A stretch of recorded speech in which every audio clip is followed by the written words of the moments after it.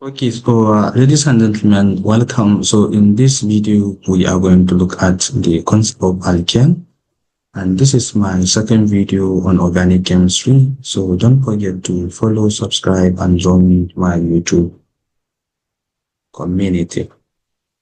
So what is alkane? Alkanes are organic compounds that consist entirely of single bonded carbon and hydrogen atoms. So in alkanes, there are compounds that throughout all the carbon atom are having a single bond. So the bond between carbon to carbon and carbon to hydrogen in alkanes are single bond. And more importantly, they lack any other functional groups. So their functional groups is the single bond between carbon to carbon and carbon to hydrogen. So this is the most important thing that we shouldn't forget about alkanes. And alkanes, they have a general formula, CnH2n plus 2. So this is the formula that you can use to generate the member of alkanes family. And very importantly, these alkanes can be subdivided into the following groups. We can have linear alkanes. We can have, apart from linear alkanes, we have branch alkanes and we have cycloalkanes. So this is a typical examples of alkanes. You can see that actually throughout this methane, this is methane, the first member of alkane family, and the formula is CH4. We can see that between carbon to hydrogen throughout is single bond. Another example is ethane, and the molecular formula is C2H6. And structurally, we can see that between carbon to carbon and carbon to hydrogen throughout is single bond. So this is one of the major feature of alkanes. They are having single bonds throughout the compound. And very importantly, the alkanes can be in a straight chain. Like for example, this is a straight chain alkane, and it can be branched. Alkanes can have branch form. Like for example, this is a branched alkanes, and it can be cyclic. Like for example, this is cyclic alkanes. We consider that in cycle form. So alkanes can either be linear, it can be branched, and it can be cyclic. So let's look at the linear chain alkanes. So to get the linear chain alkanes, as we said, this is a general formula CnH2n plus 2. So when we have n is equal to 1, when n is equal to 1, we can easily substitute it to the formula. So this will give us that when we substitute 1, we have 1 H2 into 2 times 1 plus 2. This gives us CH4. So this is methane. And when n is equal to 2, we can also generate ethane. So when n is equal to 2, we can also substitute it in the formula. And this is where we are going to have C2H2 times 2 plus 2, and that will give us C6H6. And this is how you can, continue to generate all the members of alkanes. So very importantly, this is the general molecular formula of alkanes, and you can see that it's from this formula that all these alkanes family generated. So we have 10 of them. So like for example here, it means that when we have n is equal to 2, we can is equal to, let's say n is equal to 10, not 2, is 10. So we can easily substitute it to C10H. We have H into 2 times 10 plus 2. And this will give us C10H. 2 times 10 is 20 plus 2. Then we have H22. So this is how we generate them. So we use the formula to generate all the members of alkanes. So very importantly, this is a typical example of one of the member of the alkanes. Here, butane. This is butane. So you can see that this is the real structure where we have throughout carbon to carbon and carbon to hydrogen single bond. But this is the condensed structural formula of all the 10 members. So you see all the members of alkanes, the end of their name is ending with ANE. ANE, that is alkane. So then the next thing is cycloalkanes. So we have cycloalkanes. Cycloalkanes are saturated hydrocarbons. They are also known as naphthenes. So cycloalkanes, you can call them naphthenes, and they have a ring structure. So generally, cycloalkanes, they have a ring structure, and they consist of carbon and hydrogen atoms, where the carbon atoms are linked in a ring with all carbon single bond being single. So let's look at it. This is the general formula of cycloalkanes, which is CnH2n. So all the members of this cycloalkanes, their names is attached with cyclo. Like for example here, this is where we have propane from carbon 3. So because it is in cyclic form, so that's why it is called cyclopropane. This is butane. So because it is in cycle form, and there is a reduction of 2 hydrogen, because all the members of cycloalkanes are using this formula, CnH2n. So this is cyclobutane, this is cyclopentane, this is cyclohexane. So very importantly, this is how to write the structure. So this is like, for example, this is cyclohexane. And at the same time, it can also rearrange like this. So it is also cyclohexane. This is also the same as this one. It can be in this form, in a skeletal form. So all this means cyclohexanes. So we can have them in different forms. So this is the grid structure of cyclohexane. So then in the case of branch alkanes, so branch alkanes are alkanes where they have alkyl groups, that is the branches, where they have their alkyl groups, which is their branches, are attached to the central carbon chain, deviating from a linear or straight chain structure. So these branches that attach to the central carbon chain in alkanes are usually in a simple alkyl groups like methyl, like ethyl, or more complex structures.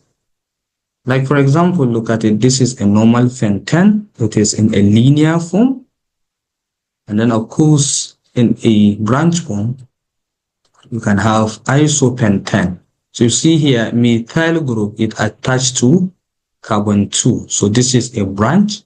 And this is also neopentane. You see, neopentane, you have one methyl group and another methyl group. So 2 methyl groups attached to the same central carbon.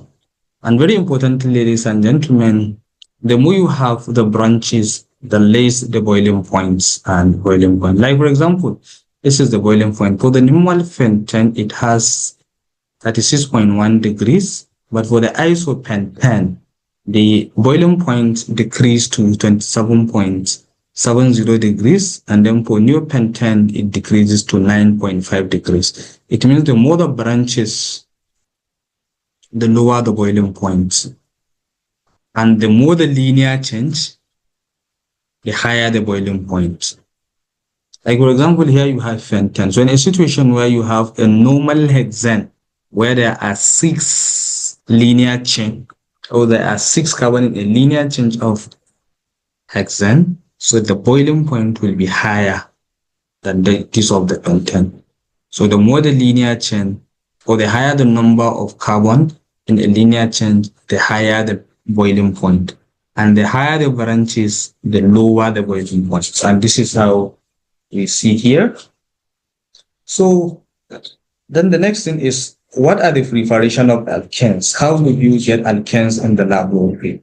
So to do reduction of alkanes, when we said alkenes, reductions means addition of hydrogen. So if you can add hydrogen atoms across the double bonds using heats and catalysts, and the catalysts that are used for the reduction reaction here, we have nickel, we have platinum, and we have PD. So these are the catalysts, and it requires heat for you to generate compound like this. So through the reduction of alkanes, that is addition of hydrogen atoms, you can also obtain alkenes. So reduction reaction of alkanes can lead to the generation of alkenes.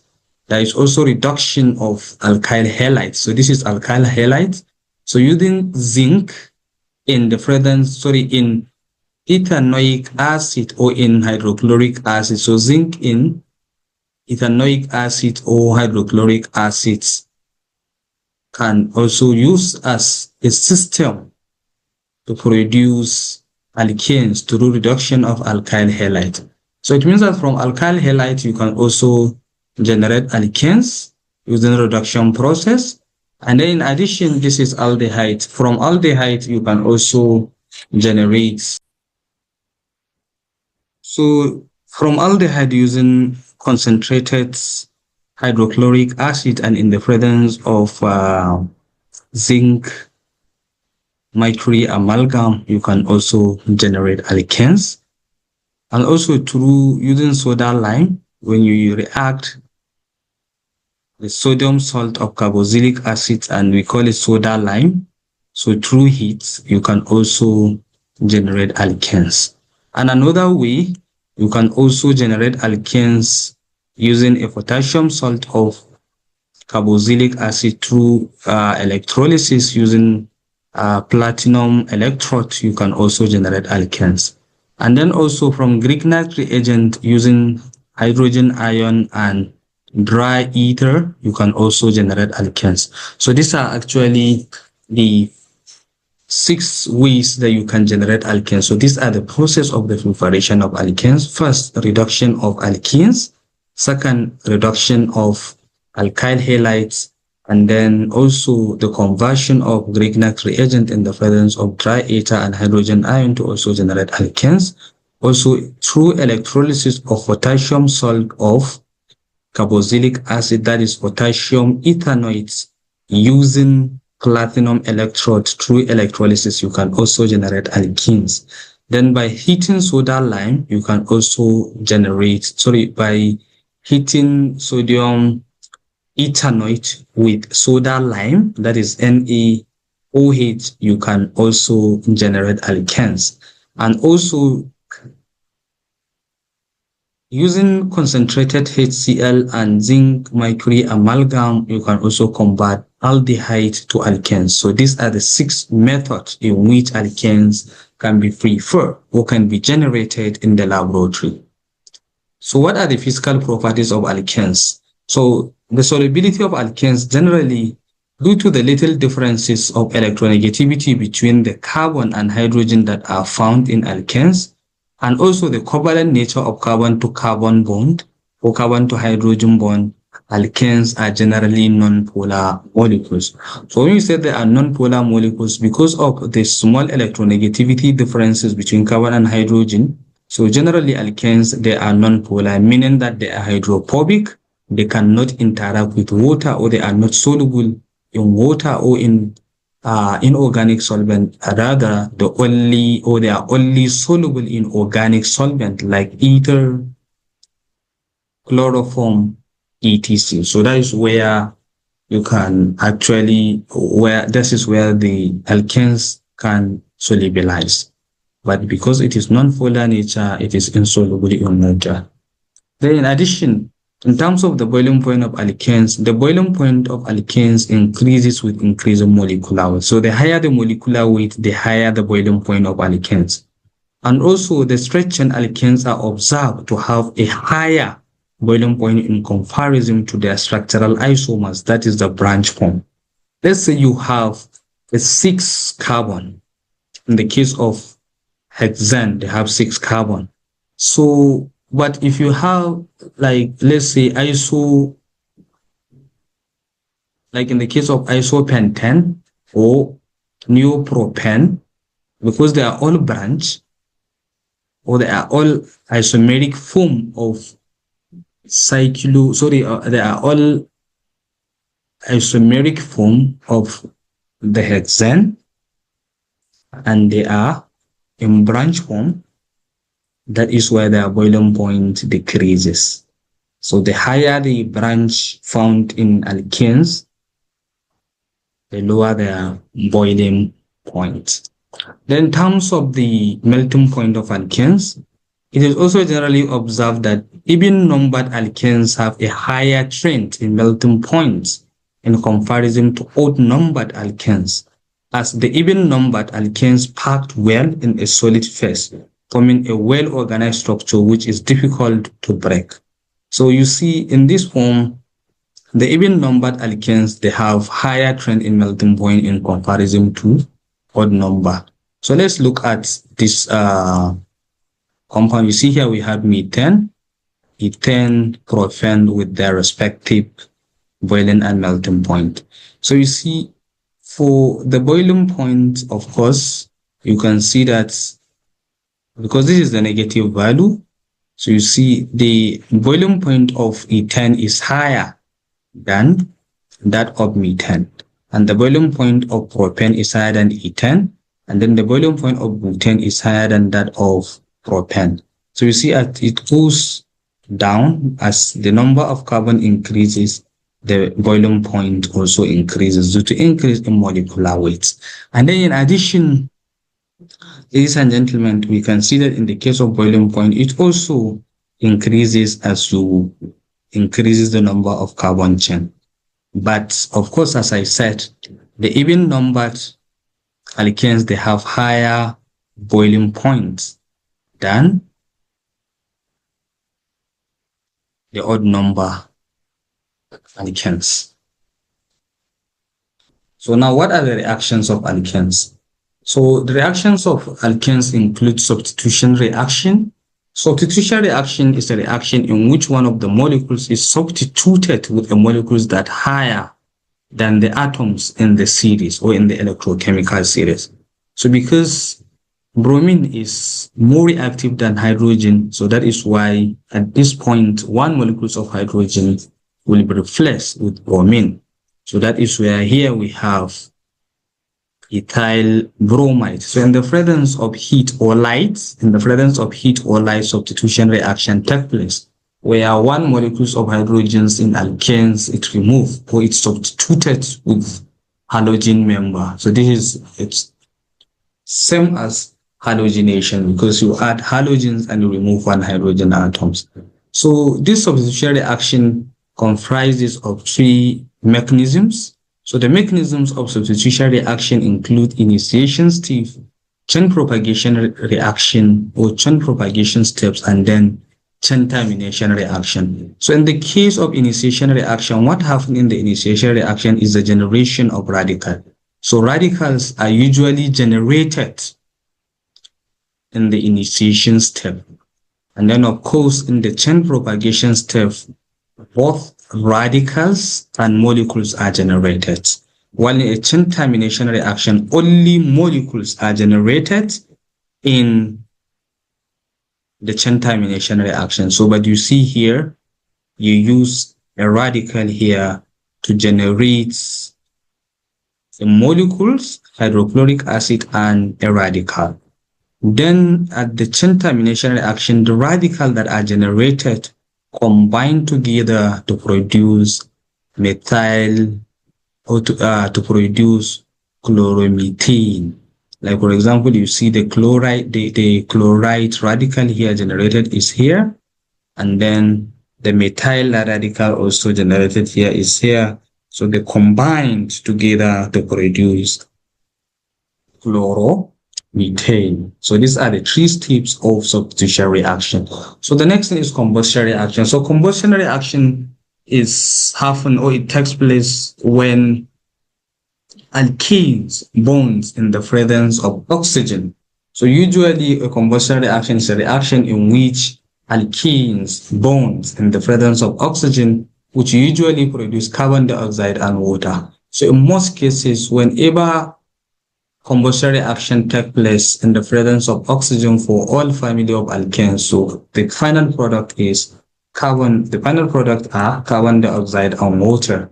So this reaction is exothermic reaction.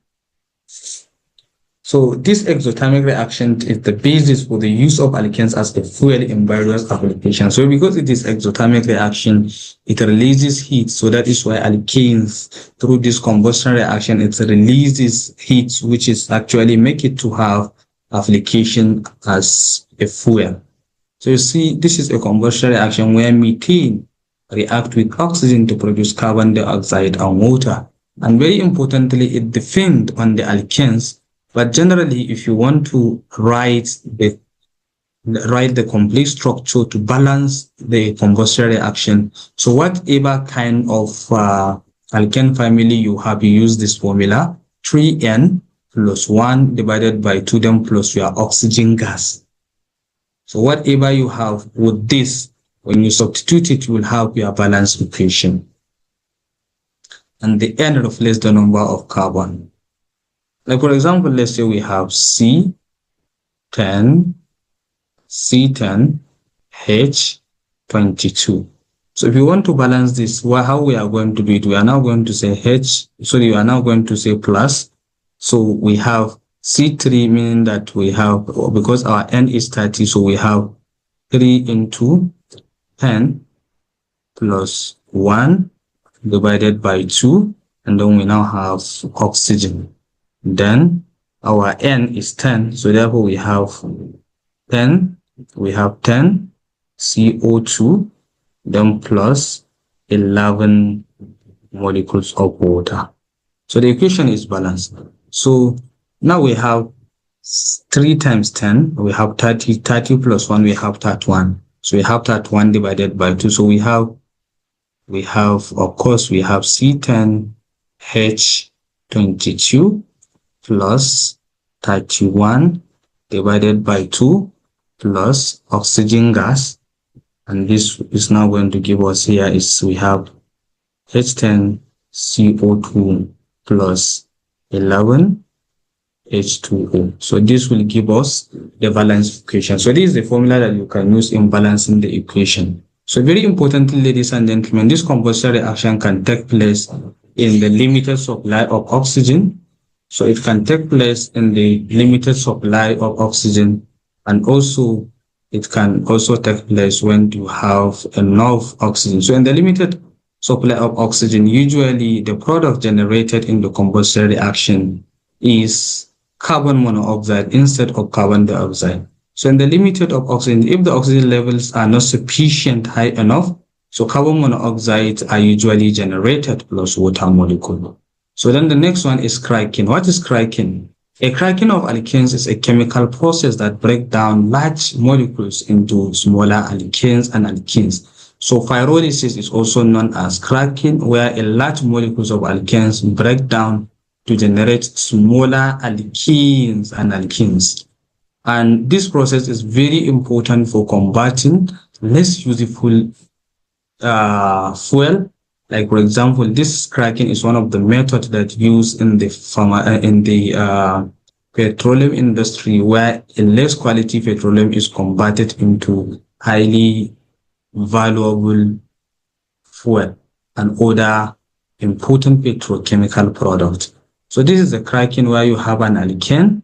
So alkane can break down in the presence of heat to generate the smaller molecules, and the process is called thermal cracking.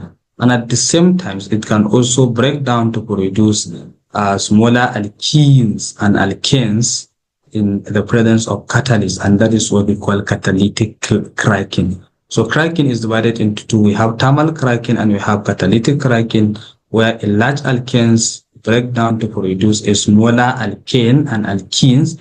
And this is very important in petroleum industry, where a less useful crude oil is converted into more useful crude oil through the cracking process.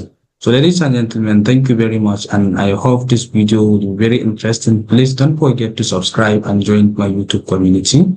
See you next time.